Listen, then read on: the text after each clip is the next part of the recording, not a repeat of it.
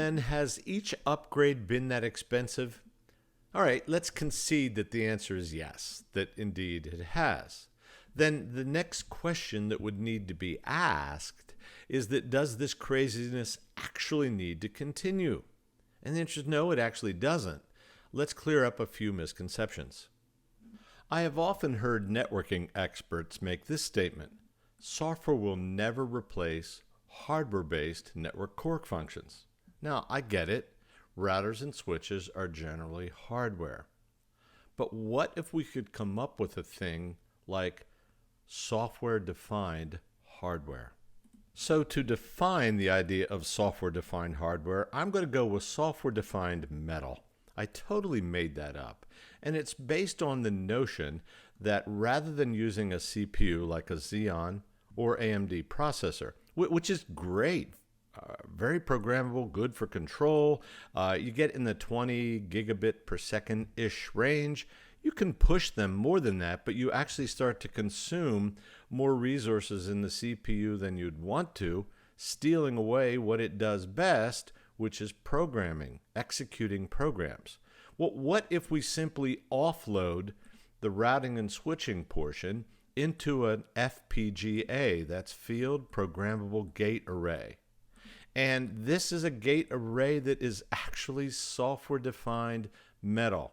This doesn't execute programs. This actually allows you to redesign the metal to actually do work that would be better in hardware than it would in software. Using a programming language called P4, it's designed to take a good programmer and allow them to program network functions into an FPGA.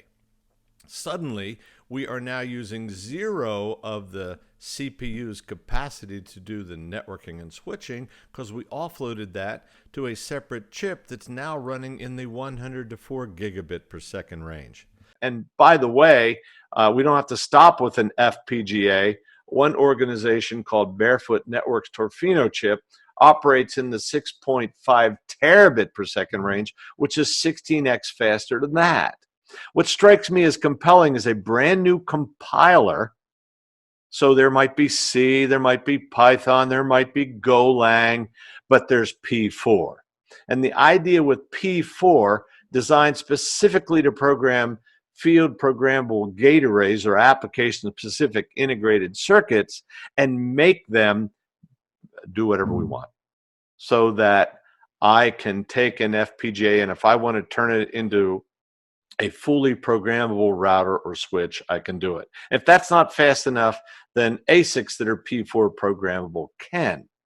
So to drive the point home, I thought one website did this remarkably well. This guy from Alta3 Research actually holding in his hand a version of what I'm talking about. This is software-defined radio.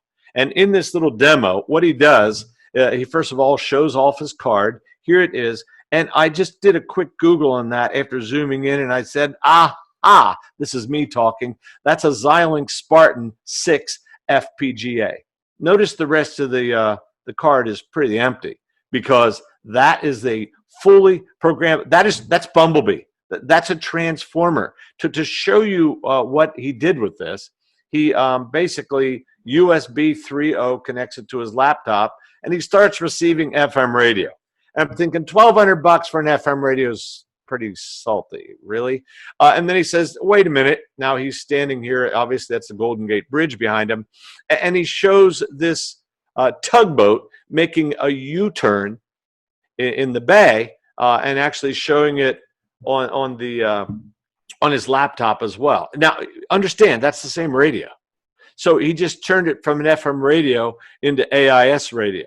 And then it's like, let's actually watch some jets. So he's watching jets. This is live at SFO, watching them land side by side. He does a beautiful job with this YouTube video. He actually shows the jets landing as he's showing the radio connecting it. Like, now, of course, that radio that's holding can become an E node B or a G node B as well. It can be all of that because that chip is Bumblebee. It's fully transformable. If you, I don't have time to get into it, but do a quick Google on field programmable gate arrays. There's a ton of stuff out there on it, and just let your knowledge of everything you know suddenly be changed, because our hardware is going to become malleable. There's the YouTube video. Hillary will share that at the end as well. So my thinking would be that, yeah, if all of these components are just software right now and run fine on a CPU, these components can be field programmable gate arrays, which are P4 or software defined metal programmable. And it is potentially safe to say that this entire network is fully malleable. And the goal, this is intentional, 5G makes all generations from here on out a software push. Based on all the technology that I've discussed, you check it out, you'll see indeed that's the way it's going. Now, what things are actually going to tie then into 5G? 5G is definitely based on network function virtualization and SDN. We have a course on that actually addresses this. Kubernetes was made for 5G. And if you take a look and you see the vendors deploying stuff, they're all going the route of Kubernetes, usually spelled K8S for short. Ansible is probably the golden hammer that's building things together. OpenStack is for virtual machines. While OpenStack can run containers, most people would agree that Kubernetes navigates them better. Still, there is competition between those two. And of course, DevOps and automation, Python is probably the leader in all of that.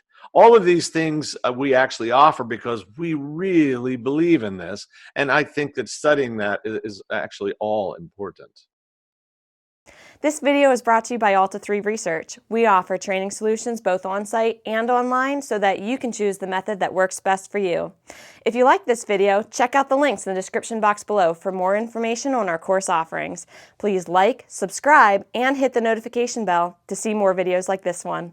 Thanks for watching. We'll see you next time.